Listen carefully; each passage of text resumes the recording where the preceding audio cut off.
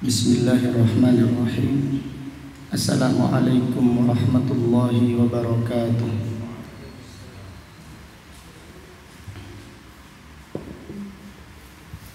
Innal hamdalillah nahmaduhu wa nasta'inuhu wa nastaghfiruh wa na'udzu billahi min syururi anfusina wa min sayyiati a'malina. May yahdihillahu fala mudilla lahu wa may yudlil fala hadiya lahu. Wa asyhadu an la ilaha illallah wahdahu la syarika lah. Wa asyhadu anna Muhammadan abduhu wa rasuluh. Amma ba'du fa inna asdaqal hadithi kitabullah wa khairal hadi hadi Muhammadin sallallahu alaihi wasallam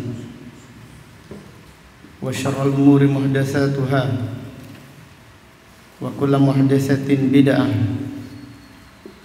wa kullu bid'atin dhalalah wa kullu dhalalatin finnar.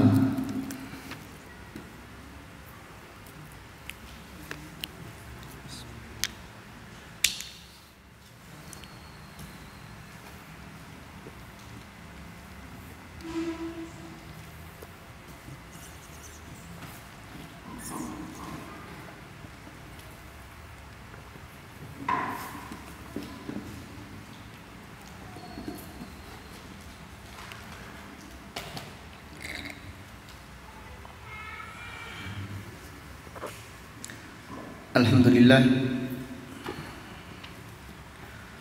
pada siang yang berbahagia ini,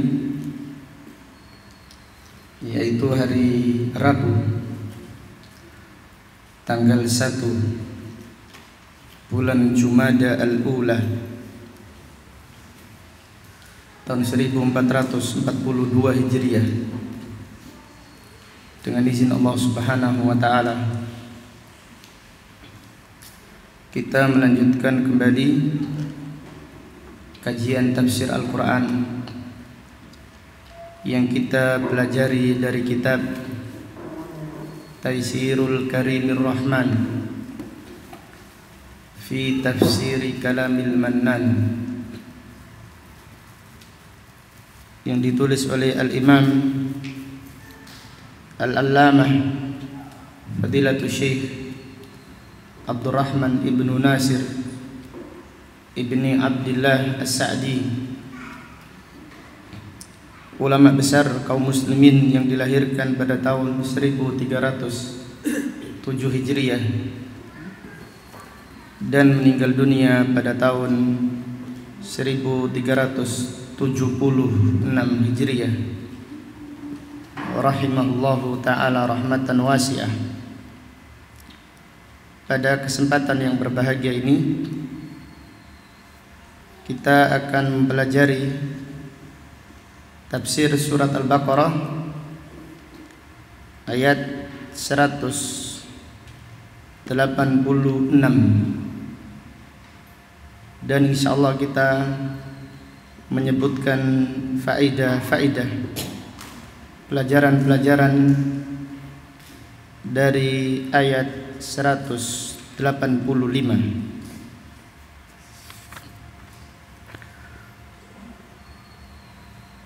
A'udzu billahi minasy syaithanir rajim. Syahrul Ramadan alladzi unzila fihi al-Qur'an hudan lin-nasi wa bayyinatin minal huda wal furqan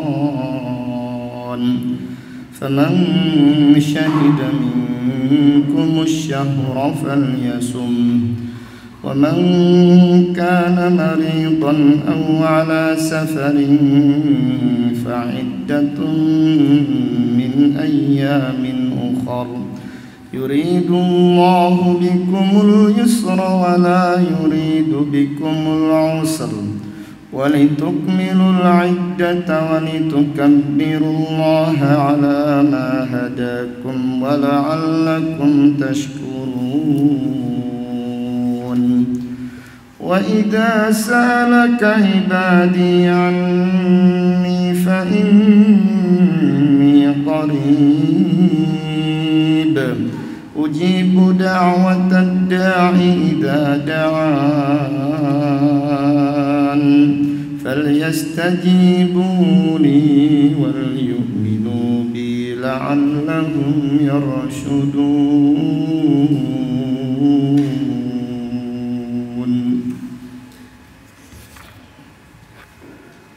Allah Subhanahu wa taala berfirman, Syahrul Ramadan, bulan Ramadan, alladzi unzila fihi al-Qur'an, bulan yang diturunkan Al-Qur'an di dalamnya. Hudan linnas, sebagai petunjuk bagi manusia. Wa bayyinatin minal huda, dan sebagai keterangan dari petunjuk. Wal furqan, dan juga pembeda. Faman syahida minkumus syahra falyasum, maka barang siapa yang menjumpai bulan Ramadan, maka wajib baginya untuk berpuasa. Wa man kana maridan aw ala safarin fa iddatun min ayyamin ukhra. Barang siapa yang sakit atau sedang safar lalu tidak berpuasa, maka hendaklah diganti atau diqadha di hari-hari yang lainnya. Yuridullahu bikumul yusra, Allah menginginkan kemudahan bagi kalian. Wala yuridu bikumul usra, dan Allah tidak menginginkan kesulitan bagi kalian. Walitukmilul iddah, dan supaya kalian menyempurnakan puasa selama bulan Ramadan. Walitukabbirullaha, dan supaya kalian bertakbir memuji Allah ala ma hadakum, atas petunjuk yang telah Allah berikan kepada kalian. Wala'allakum tashkurun, dan agar kalian menjadi orang-orang yang bersyukur. Dari ayat 185 terdapat beberapa pelajaran yang bisa diambil. Yang pertama, fihi fadlu syahri Ramadan, keutamaan bulan Ramadan. Keutamaan bulan Ramadan, itu bulan yang dipilih oleh Allah Subhanahu wa taala menjadi bulan puasa. Ini menunjukkan kemuliaan bulan Ramadan. Dan bulan Ramadan adalah sayyidus syuhur, tuannya bulan. Mausimul ibadah, musim beribadah. Bukan hanya puasa saja, tapi ibadah-ibadah yang lain dianjurkan di bulan Ramadan.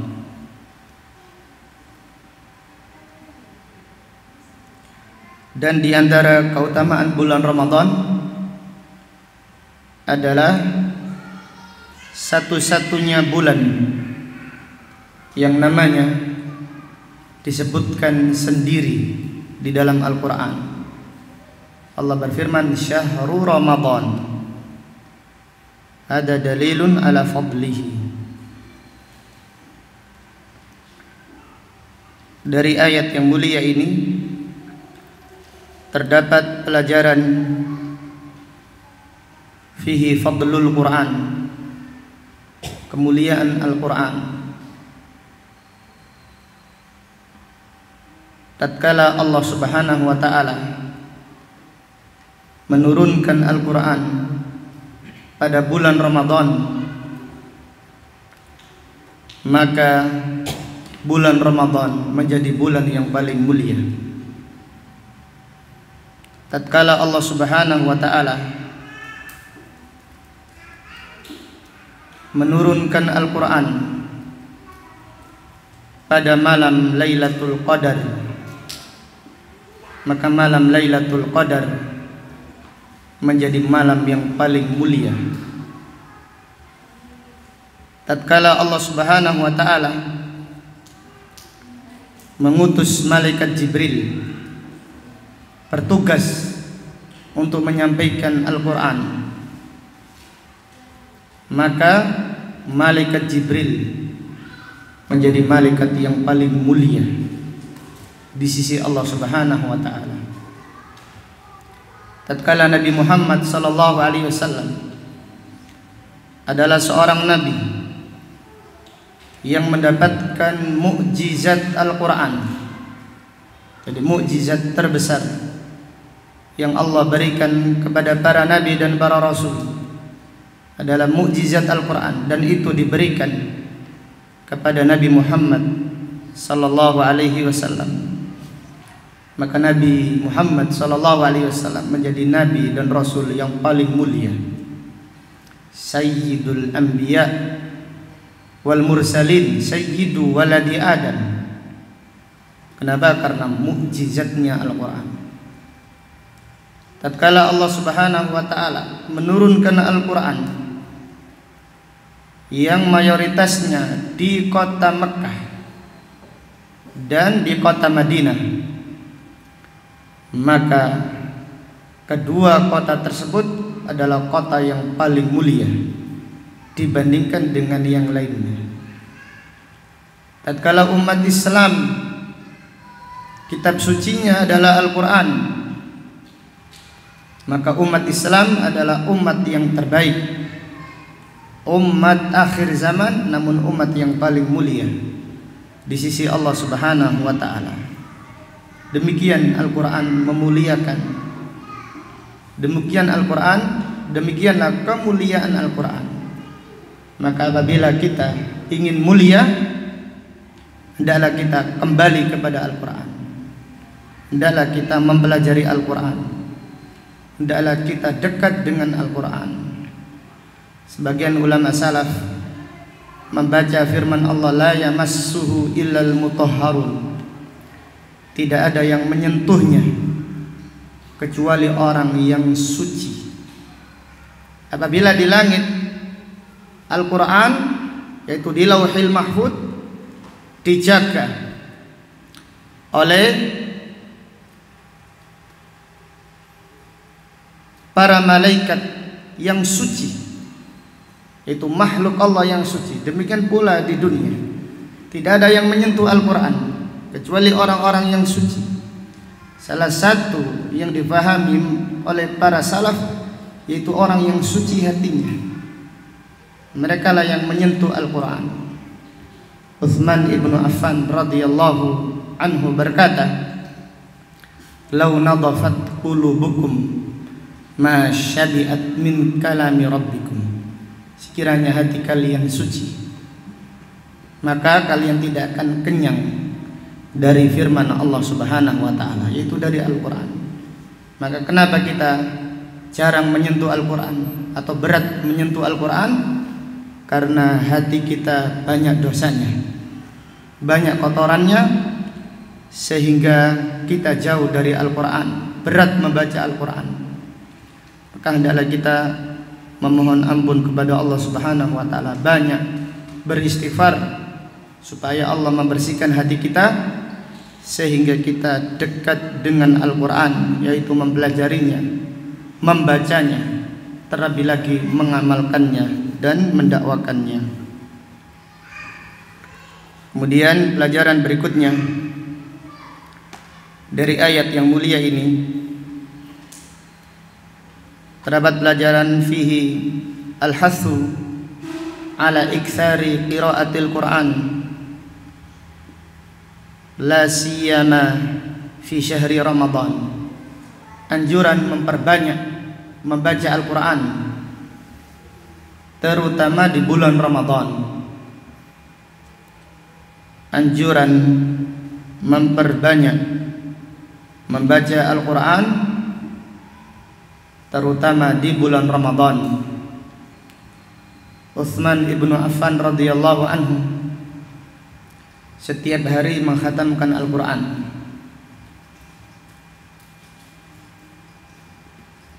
Qatadah ibnu Di'amah as-Sadusi di bulan Ramadan setiap 3 kali, setiap 3 hari mengkhatamkan Al-Qur'an. Al-Imam Al-Bukhari rahimahullah mengkhatamkan Al-Qur'an dari pagi sampai menjelang berbuka. Al-Imam Bukhari rahimahullah, Muhammad bin Ismail Al-Bukhari, dari setiap hari mengkhatamkan Al-Qur'an, dan Imam Bukhari mengusahakan khatamnya ketika berbuka puasa, yaitu di waktu yang mustajabud dakwah, waktu yang dikabulkannya doa. Adapun salat tarawihnya, Al-Imam Bukhari setiap malam membaca sepertiga Al-Qur'an. Salat tarawihnya bersama murid-muridnya, bersama sahabat-sahabatnya, jamaah-jamaahnya, Imam Bukhari membaca sepertiga Al-Qur'an, yaitu berapa juz? 10 juz, dari waktu Isya sampai menjelang waktu sahur. Demikian. Jadi para salafus saleh di bulan Ramadan mereka berlomba-lomba membaca Al-Qur'an. Bukan berarti kalau di luar bulan Ramadan mereka tidak membaca Al-Qur'an, tidak demikian. Mereka dekat dengan Al-Qur'an, terutama di bulan Ramadan. Karena Al-Qur'an itu Allah Ta'ala berfirman, mubarak, penuh berkah. Siapa yang ingin keberkahan waktunya, perbanyak membaca Al-Qur'an. Siapa yang ingin keberkahan hidupnya, perbanyak membaca Al-Qur'an. Maka dikatakan kepada seorang saleh atau seorang salaf, berapa banyak saya membaca Al-Qur'an? Lalu dijawab, berapa banyak kamu menginginkan keberkahan? Berapa banyak engkau menginginkan keberkahan dan kebaikan? Bacalah Al-Qur'an, Allah akan memberkahi kehidupanmu dan memberkahi akhiratmu. Kemudian pelajaran berikutnya dari ayat yang mulia ini terdapat pelajaran fihi al-hathu ala ta'allumi al-Qur'an, anjuran mempelajari Al-Qur'an, terutama mempelajari tafsirnya.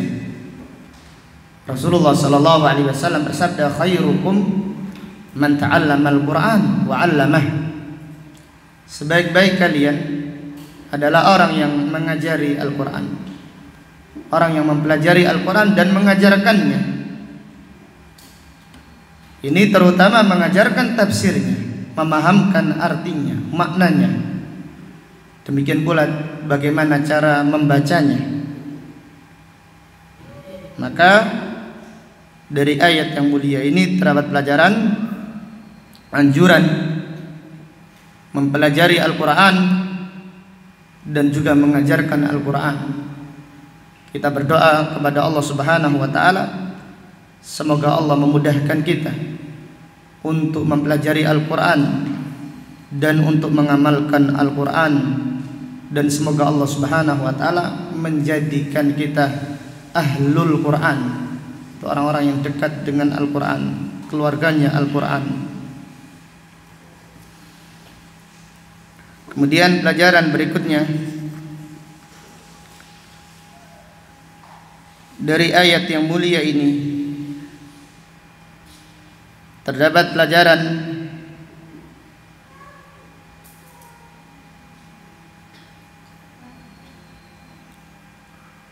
wujubu siyami Ramadan lil qadir was sahih wal hadir. Wujubu siyami Ramadan lil qadir as-sahih al-hadir.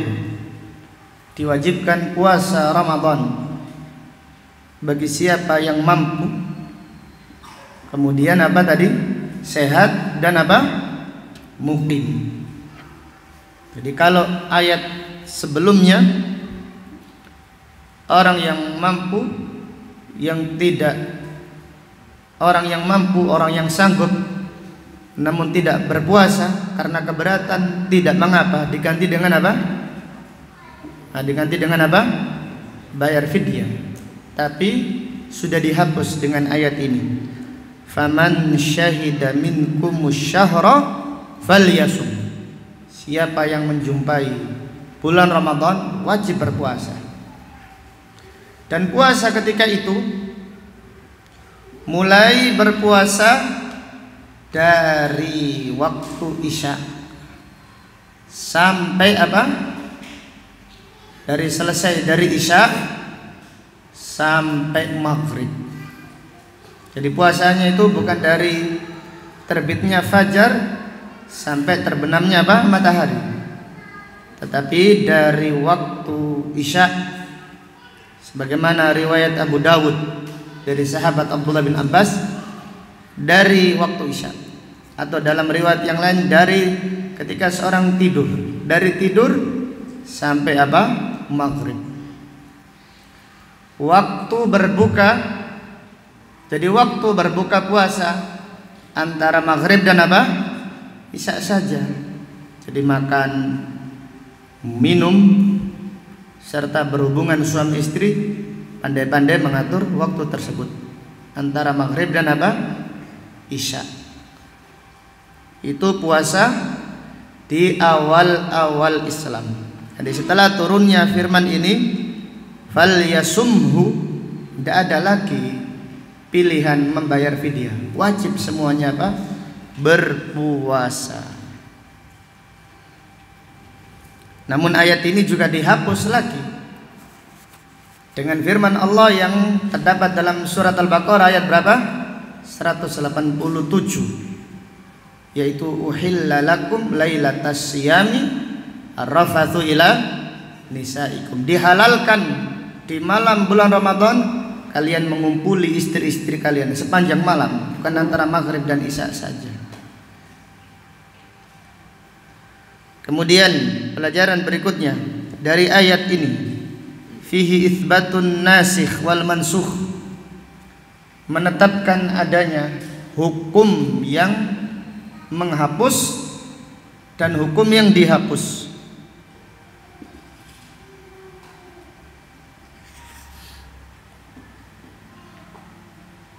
Kemudian pelajaran berikutnya dari ayat yang mulia ini terdapat pelajaran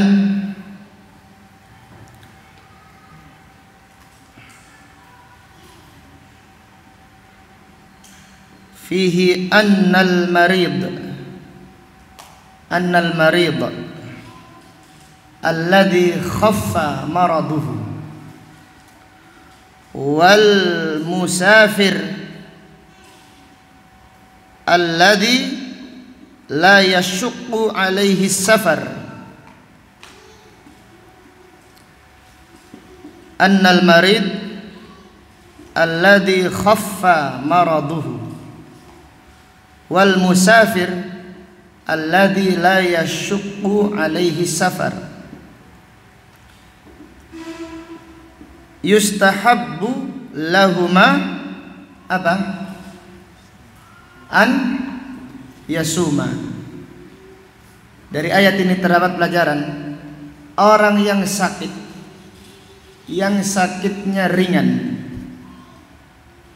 orang musafir dan musafir yang safarnya gampang, lebih utama apa? Berpuasa atau tidak berpuasa? Lebih utama berpuasa. Orang yang sakit, sakitnya ringan. Jadi orang yang sakit, yang sakitnya ringan, dan orang yang safar, musafir yang safarnya gampang, lebih utama apa? Lebih utama berpuasa. Maka ini adalah bantahan bagi kelompok Dhahiriyah. Madhab Dhahiri berpendapat pada ayat ini orang yang sakit tidak boleh berpuasa. Orang yang safar tidak boleh berpuasa. Di madhab Dhahiri berpendapat demikian. Orang yang sakit tidak boleh berpuasa. Orang yang safar sudah tidak boleh berpuasa. Karena Allah Ta'ala berfirman, "Waman kana maridhan aw ala safarin fa iddatun min ayyamin ukhra." Ini ayat ini. Tidak boleh macam-macam.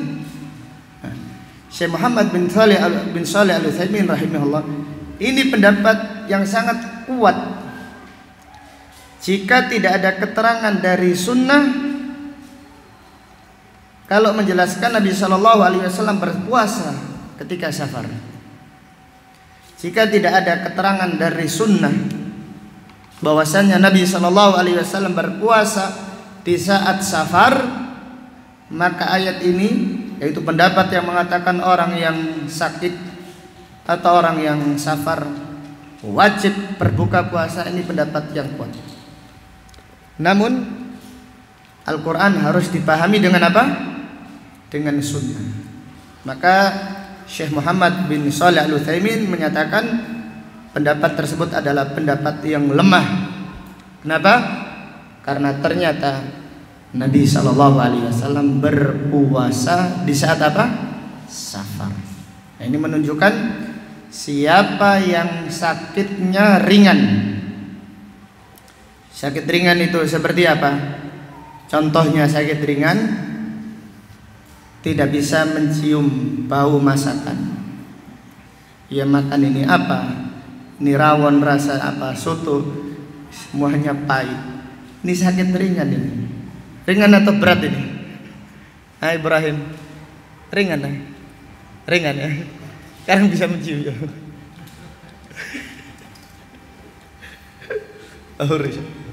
Ini siapa yang sakit tidak bisa mencium, ini sakit ringan. Jangan khawatir, jangan gelisah. Insyaallah tidak apa-apa. Contoh lagi apa? Sakit ringan, flu ringan. Ini ringan, jangan terlalu heboh. Batuk sedikit sudah takut. Jadi karena takut yang berlebihan ini menjadikan kondisi seseorang semakin buruk. Tapi kalau dia flu atau batuk ringan, sudah istirahat, minum obat, semangat, insya Allah sehat kembali. Siapa yang sakit ringan, intinya sakit ringan. Siapa yang sakit ringan, lebih utama apa? Berpuasa atau tidak berpuasa? Berpuasa. Demikian pula siapa yang safarnya ringan, lebih utama berpuasa. Apa dalilnya? Para ulama menjelaskan dalilnya, yaitu satu, perbuatan fi'lun Nabi sallallahu alaihi wasallam, sunnah. Yaitu Nabi sallallahu alaihi wasallam berpuasa ketika beliau safar. Jadi Nabi sallallahu alaihi wasallam berpuasa ketika safar. Ini menunjukkan musafir itu tidak dihalangi untuk berpuasa. Dan Nabi sallallahu alaihi wasallam idza khuyyira bainal amrayn ikhtara aisarahuma.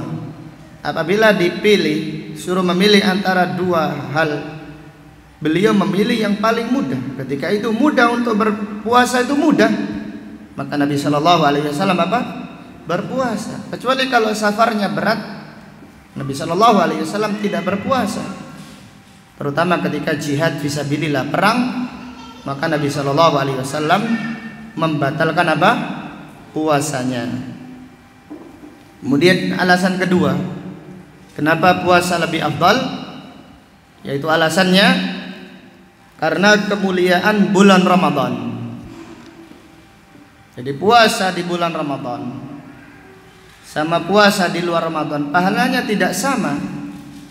Kenapa? Karena kemuliaan bulan Ramadan. Maka orang yang berpuasa di bulan Ramadan pahalanya tidak sama daripada dia berpuasa di luar bulan Ramadan. Kemudian alasan yang ketiga, kenapa berpuasa lebih afdal? Karena berpuasa secara jamaah lebih afdal daripada puasa apa? Sendiri-sendiri. Jadi kalau kita safarnya gampang, lebih baik berpuasa. Kenapa? Karena ketika itu kita puasa bersama jamaah, bersama kaum muslimin, otomatis pahalanya lebih afdal, lebih mulia daripada kita tidak berpuasa lalu diqadha, lalu kita berpuasa sendiri-sendiri, otomatis pahalanya berkurang. Kemudian yang ketiga, yang keempat apa? Abra'u lidhimmah, lebih segera menggugurkan apa? Kewajiban. Abra'u lidhimmah, lebih segera untuk menggugurkan kewajiban, maka lebih utama. Puasa itu kewajiban. Kalau kita safarnya ringan, lebih segera, lebih utama segera untuk membayar atau menggugurkan kewajiban kita. Kemudian pelajaran berikutnya dari ayat ini,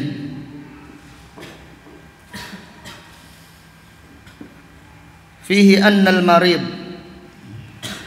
wal musafir alladaini yashuqqani ala anfusihima yustahabbu lahuma an yuftira. Bahwasannya orang yang sakit atau orang yang safar, orang yang sakitnya berat, orang yang sakitnya berat.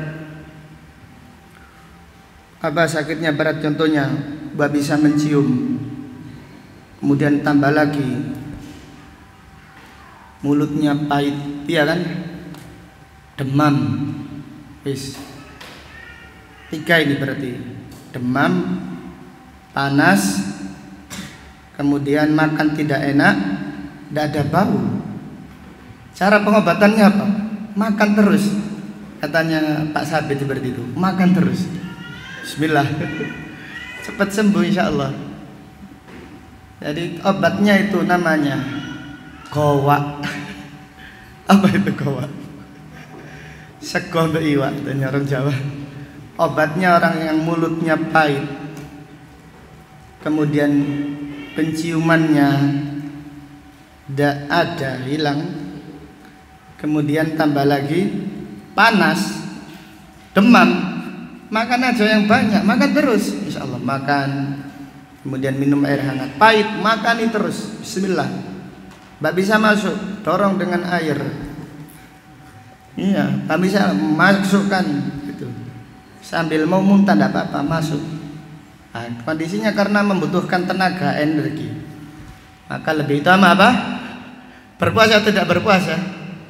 Lebih utama tidak berpuasa karena kondisinya lemah, dia harus segera fit supaya besok bisa berpuasa atau beberapa hari kemudian bisa berpuasa. Demikian. Jadi kita itu tahu kondisi kita. Kalau kondisi kita kuat, semangat, ya lebih utama berpuasa. Kalau kondisi kita ternyata lemah, maka lebih utama tidak berpuasa. Demikian pula musafir yang safarnya berat. Bagaimana safar berat itu? Contohnya apa? Safar berat. Safar mudik naik motor, boncengan, bawa barang banyak, keluarganya juga. Iya, di situ jauh perjalanannya dari Gresik sampai Bima, jauh ini kan. Jauh sekali ini dari Gresik sampai Bima naik motor. Iya, berat sekali ini. Maka siapa yang safarnya berat, lebih utama apa? Lebih utama tidak berpuasa. Dalam hal ini Nabi Shallallahu Alaihi Wasallam bersabda, "Laisa minal birri asyamu fi safar." Tidak ada kebaikannya berpuasa di saat safar. Artinya siapa yang safarnya berat, siapa yang safarnya sulit, siapa yang safarnya memberatkan, maka lebih utama berbuka puasa. Dan Allah Subhanahu wa taala suka orang yang menerima keringanan dari Allah Subhanahu wa taala. Dan apabila dia memaksakan berpuasa, orang yang sakitnya parah memaksakan berpuasa, safarnya berat memaksakan berpuasa, maka ini adalah hulu, tanattu, ini adalah ta'ammuk. Nabi Shallallahu Alaihi Wasallam bersabda, halakal mutanatti'un, halakal mutanatti'un, halakal mutanatti'un. Celaka orang yang apa? Melampaui batas. Celaka orang yang melampaui batas. Celaka orang yang melampaui batas. Ketika ada para sahabat ketika safar hampir pingsan, dikipasi oleh sahabat yang lain. Nabi Shallallahu Alaihi Wasallam bertanya, ma balu haula, kenapa mereka itu? Dikatakan, ya Rasulullah, shaimun, mereka berpuasa. Maka Nabi Shallallahu Alaihi Wasallam bersabda, muruhum an yuftiru, perintahkan mereka untuk berbuka. Fa'abau, mereka tidak mau. Maka Nabi Shallallahu Alaihi Wasallam bersabda 3 kali, ulaikal usatu, ulaikal usatu, ulaikal usatu. Mereka adalah orang yang bermaksiat. Mereka orang yang bermaksiat. Mereka orang yang bermaksiat. Jelas ya? Di siapa yang hampir pingsan, sakitnya atau safarnya berat sekali kok tetap mempertahankan dirinya, maka ini hulu, ini melampaui batas, maka ini menyelisihi sunnah Rasulullah Sallallahu Alaihi Wasallam. Kemudian dari ayat yang mulia ini terdapat pelajaran fihi anna syari'ata mabniyatun alal yusr, bahwasannya syariat dibangun di atas kemudahan. Jadi kalau safarnya ringan ya berpuasa, kayak kan gampang, gak menyusahkan. Sakitnya ringan, gampang, puasa. Nah, kalau tetap sakitnya ringan kemudian tidak berpuasa, boleh tidak orang yang sakitnya ringan tidak berpuasa? Boleh-boleh saja, karena sakit ini mutlak. Tidak mengapa orang yang sakit ringan tidak berpuasa, tidak mengapa. Tetapi lebih utama apa? Berpuasa. Dari ayat ini terdapat pelajaran al-masyaqqatu tajlibut taysir. Kesulitan itu mendatangkan apa? Kemudahan. Kesulitan itu mendatangkan kemudahan.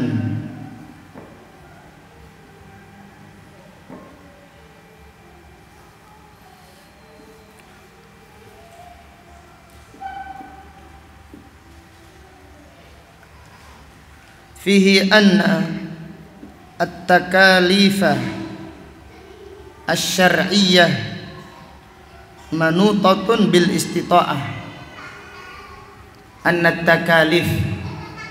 An-takalifa asy-syar'iyyah manutatun bil istita'ah.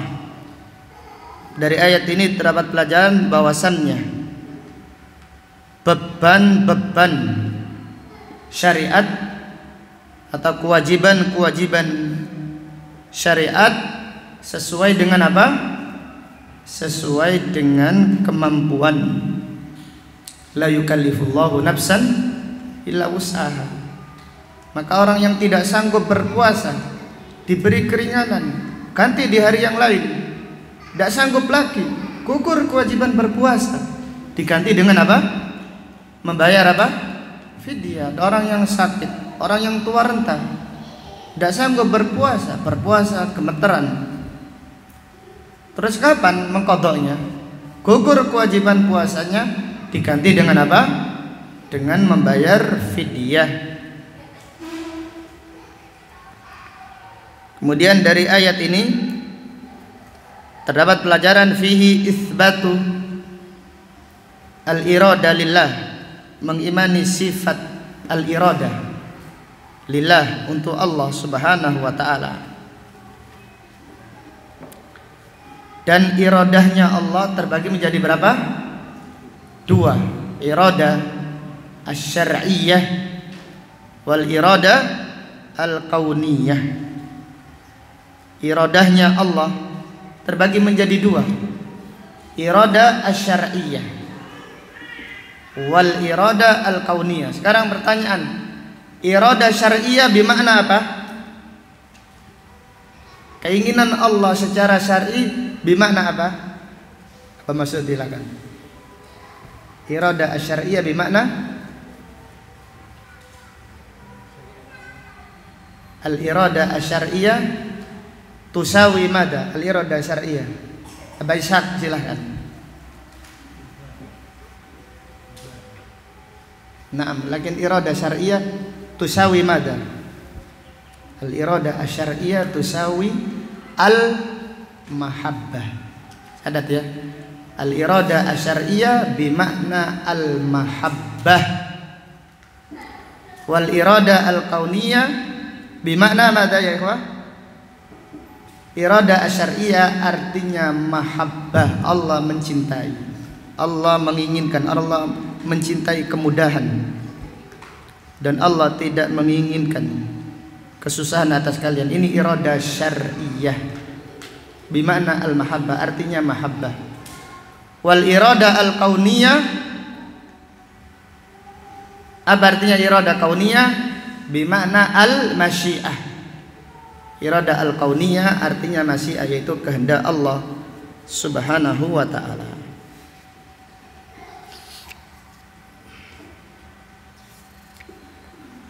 Kemudian pelajaran berikutnya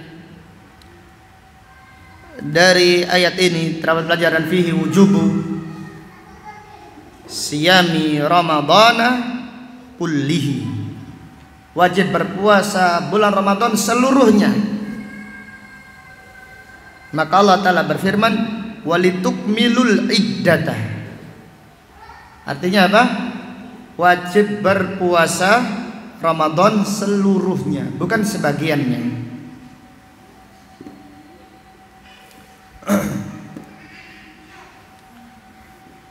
Dari ayat ini terdapat pelajaran fihi masyru'iyatu at-takbir inda subuti hilali, inda subuti ru'iyati hilali Syawal. Disyariatkan takbir apabila sudah kelihatan hilal Syawal di sore hari setelah maghrib, atau sudah kelihatan sebelum maghrib bagi yang melihat. Apabila sudah kelihatan bulan Syawal, bulan sudah diumumkan oleh pemerintah, maka disyariatkan apa?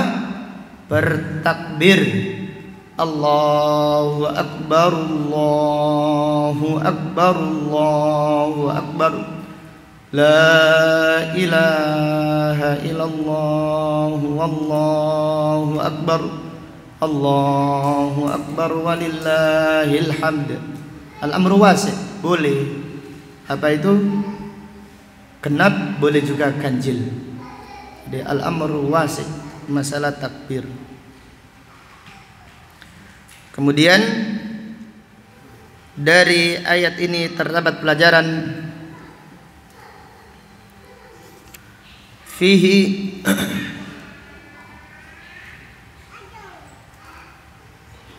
annal hidayata biyadillah walitukmilul iddah walitukabbirullaha ala ma hadakum. Ini menunjukkan hidayah itu di tangan Allah Subhanahu wa ta'ala.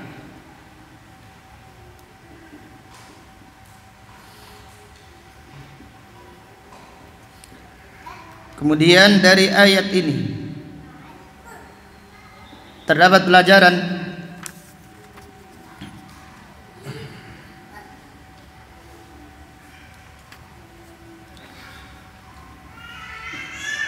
fihi anna fi'lat ta'at minas syukur.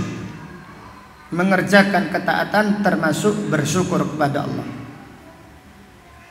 Ada orang yang salat, orang yang berpuasa, pada hakikatnya mereka adalah orang yang bersyukur. Maka Allah Ta'ala berfirman, i'malu ala Dawuda syukra. Beramallah wahai keluarga Daud sebagai bentuk rasa syukur. Ini menunjukkan hendaklah kita beribadah kepada Allah dengan kualitas yang bagus, karena ibadah kita sebagai bentuk terima kasih kita, sebagai bentuk rasa syukur kita kepada Allah Subhanahu wa ta'ala.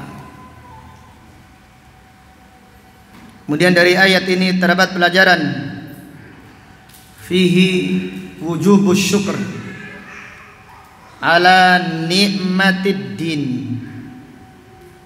Wajib bersyukur atas nikmat agama. Jadi jangan bersyukur hanya atas nikmat dunia saja. Kalau dapat rezeki urusan dunia histeris, bagaimana?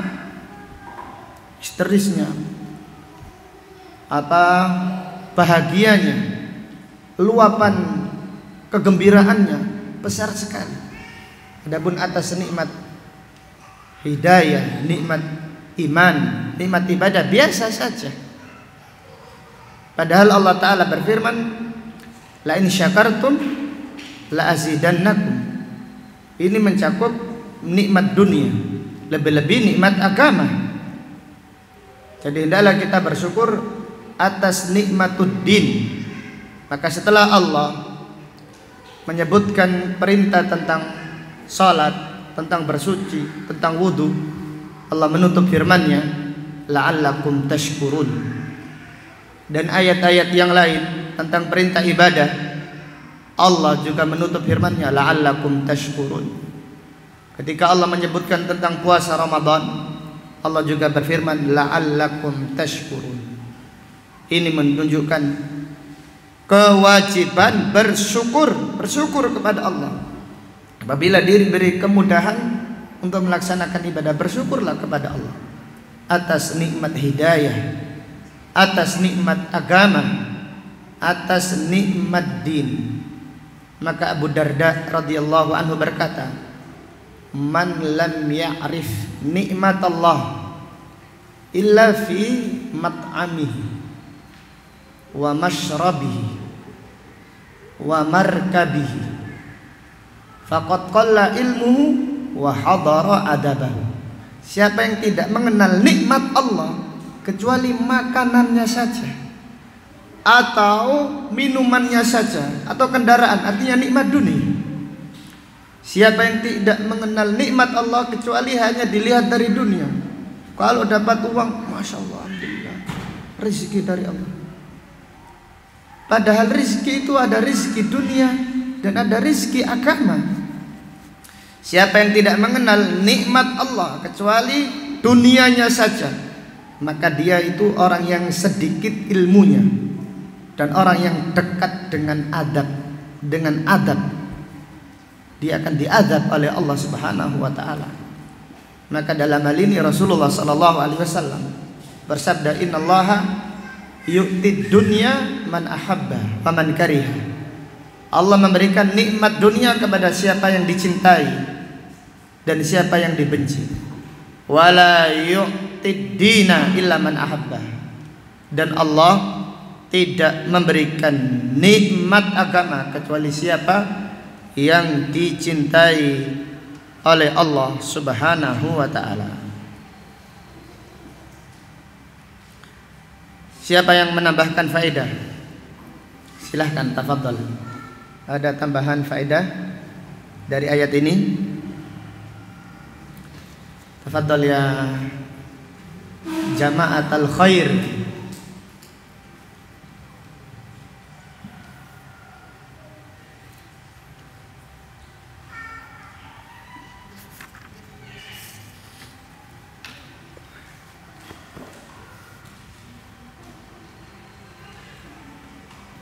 Baik, insyaallah kita lanjutkan.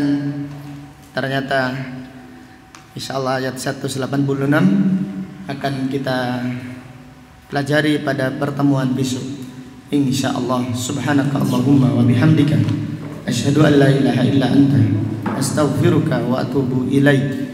Walhamdulillahi rabbil alamin. Assalamualaikum warahmatullahi wabarakatuh.